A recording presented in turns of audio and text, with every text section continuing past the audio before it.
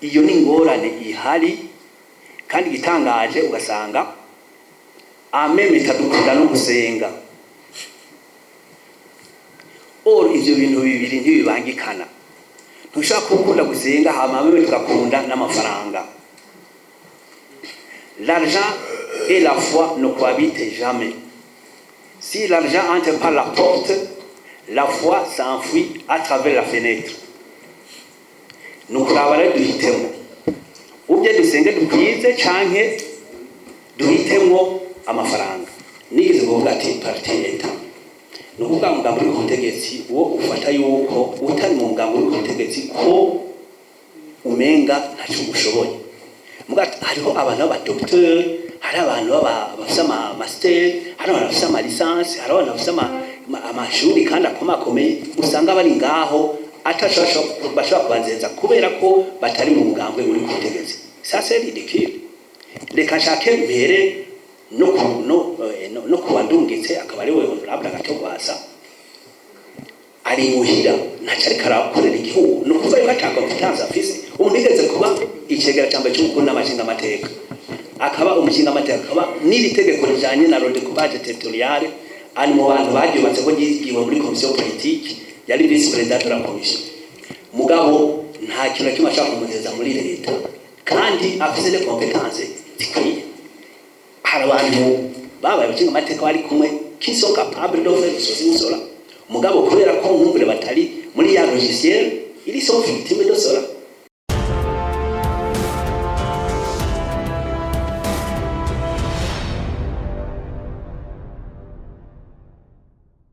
Nugushima amategeko amaze gushigwa na cyane ajanye nino processus de décentralisation des communes. Ariko rero turazineze ko amategeko ashigwaho n'abantu hanyuma kandi agashigwa mu ngiro n'abantu.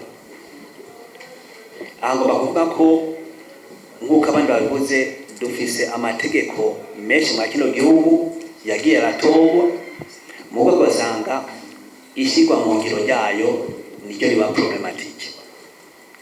Aho no umuntu ahera ikibazo cyambere avuga ati none ivyo bintu bizoba gushika ryari. Aho amategeko atogwa wumva avuga ngo arihuta mugabo bageze ko ashwa mu ngiro ugasanga ni kibazo.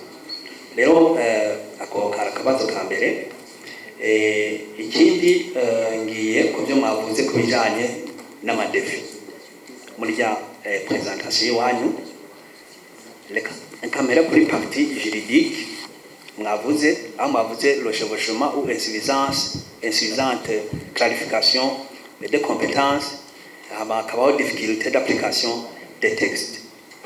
Musanzwe la constitution nshasha dufise iravuga neza ko amategeko yose atowe ko ateza kutashirwa mu Kirundi kugira ngo byorohe la vulgarisation yayo no kuyashira mu ngiro. Mugabo byo tubona ko hari amategeko menshi atogwa mugabo ntashigwe mu Kirundi. Murabe code electoral muza kamaro imaze ntirashigwa mu Kirundi hama ni loi communale sinibuka neza ko bamaze ko bashize mu Kirundi mugabo byari kuba byiza igiye mu Kirundi hanyuma amategeko akaba vulgarisé à outrance kugira ngo iyi défi juridique ive mu nzira. Ikindi ni kimwavuze cha défi humain muvuga muti insuffisance du personnel qualifié et besoin de formation. Anacho no kaniki nuko mu gihe cyose uzatugifise en partie au pouvoir qui se comporte comme en partie état iyi insuffisance iyi défi imerizo kwamiriho muti kubera iki burya hari abantu benshi bashoboye mu kino gihugu mugabo usanga bashirwa ku ruhande kubera ko nkumbure batagaragara ahantu mu mashini. Kenshi bakora bazati dukeneye uyu n'uyu ari foro muri ibi babanza kuraba amakriteri amwe kazamba bati murabanza murabe ko apanze neza cyangwa atari gipinga cyangwa iki ugasanga hari abantu bafise operation bakumirwa kandi bari capable yo kugira icyo baterereye muri commune yabo, hamugasanga iyo insuffisance igumiriho mu gihe hariho abantu bari capable. Kuri défi financier reka mbere kuco nyakwa honorable Laurence yaraje kuvuga mu kanya, yavuze ati abarundi twafise ingorane yo gukunda amafaranga. Iyo ni ingorane ihari kandi gitangaje, ugasanga ameme tadukunda no gusenga. Ivyo bintu bibiri ntibibangikana. Ntushaka gukunda gusenga hama ameme tukakunda n'amafaranga. L'argent et la foi ne cohabitent jamais. Si l'argent entre par la porte, la foi s'enfuit à travers la fenêtre. Nous kurabara duhitemo ubye dusenge dukwize canke duhitemo amafaranga. Rero iyi contrainte financière nuko izokwamaho nkuko Leonce yayivuze, nitutashira imbere gukunda igihugu cyacu na bonne gestion y'ubutunzi tuba dufise. Hari abantu bakumigwa bashyirwa ku ruhande kandi bari capable yo kugira icyo bafashije muri no gouvernance locale. Muvuga muti moderniser la gestion communale par la transformation numérique bijanye na digitalisation. Iki kintu cyavuze kuva kera, ndibuka ko n'umukuru w'igihugu igeze kuvuga hariho ingorane yo kugira bijanye na digitalisation muri fonction publique no ma ministère n'ahandi havuga nti none ikibazo kiri anamo bizokura bishikana anaval, kubera iki kibazo kijanye na digitalisation kidatorega umuti burundu kugira ngo donc kiba ariyo umuti yokoreshwa mu iterambere ry'igihugu. Mugabo naha hari indi ngorane igumiri ko iriliye, donc ingorane ni connexe ni accès à l'électricité mu gihugu cy'u Burundi ikiri autour de 20%, 22%. Est-ce que digitalisation mu gihugu cyose izoshoboka mu gihe hariho ingorane y'amatara?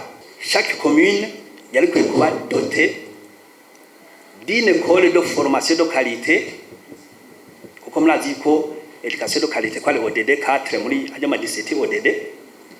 Iki cyotuma ikomine bivanye n'ama ressources ifise namba n'ubutare habaho une école spécifique ijanye n'ubwo butare buri ngaho, ariko mere ifise ahanini ibintu bijanye na agriculture, hakabaho ishuri yigisha ibijanye na agriculture ainsi de suite. Hanyuma kujanye na conclusion niki cha décentralisation effective au Burundi, il dépend de la mise en œuvre concrète et cohérente des textes juridiques. Nimwe navuga iki kintu n'ukuri cicarigwe, amategeko yatowe ashigwe mu ngiro nkuko byategerezwa, hama osi bagerageze kwevita aya mategeko abaho, hamugasanga zarahinduka nyuma y'imyaka 2 nyuma y'umwaka umwe, ukamenga bayakoze ntibari bari concentré, gutyo igihugu kibe doté cyangwa amakomine abe doté des textes juridiques ziri solide et suffisamment bétonné kandi ziri durable. Hamana ngaruke kuri iki cyo kubetona amategeko. Burya amategeko yubatse nabi, burya le diable se cache dans le vide juridique.